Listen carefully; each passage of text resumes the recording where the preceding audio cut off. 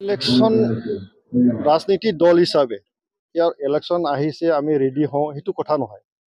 আমাৰ কথাটো 24 ঘণ্টা আমি সদায় ৰেডি। কালি যদি নিৰ্বাচন হয় তাতো আমি আছোঁ। গতিকে সন্মুখত আছে আপোনালোকে সুধিছে যেতিয়া আমি সকলো ৰাজনীতি দলে ইতিমধ্যে সকলোৱে কাম কৰি আছে। UPPL হিচাপে আমি কাম কৰি আছোঁ, BJP হিচাপেও কাম কৰি আছোঁ।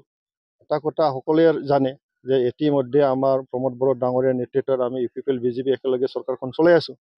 তো কেন্দ্ৰীয় চৰকাৰ অসম চৰকাৰ আমি একেলগে আমি মানে চৰকাৰৰ আছোঁ, কামটো কৰি আছোঁ। এতিয়া বিকশিত ভাৰত, বিকশিত অসম, বিকশিত BTC আমাৰ BTR অঞ্চল, সেইটো আমাৰ মূল উদ্দেশ্য। গতিকে একদম বঢ়িয়া হ'ব। এইবাৰ কোনো সন্দেহ নাই। এইবাৰ আমি এইখন আকৌ প্ৰমোদ বড়ো ডাঙৰীয়া যেনেকৈ কাম কৰি আছে, ৰাইজৰ যিটো সঁহাৰি, UPPL আৰু BJPৰ নেতৃত্বত যিটো চৰকাৰ সঁহাৰি, আগন্তুক আহি থকা নিৰ্বাচনত আমি জিকি যাওঁ, আমি চৰকাৰ গঠন কৰিম, ৰাইজৰ কাৰণে কাম কৰিম। তাততো ক'ব লগা একো নাই, GSPটো একেবাৰে নাই।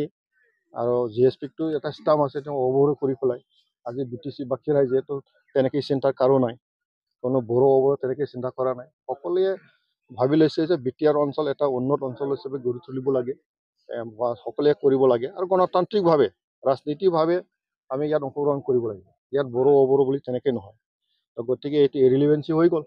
আৰু হাগ্ৰামাৰ যদি কোৱা হয়, হাগ্ৰামাৰতো সেই অৱস্থা হৈ গ'ল, তেখেতলোকৰ কোনো নাই, তেওঁলোকৰ নেতা কৰ্মীবিলাক চব কৰি আছে। এই দাবী হৈ থাকিব।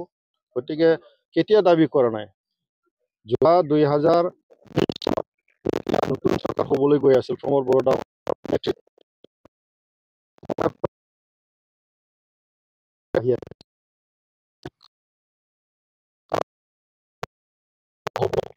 একমাহ গ'ল, তাৰপিছত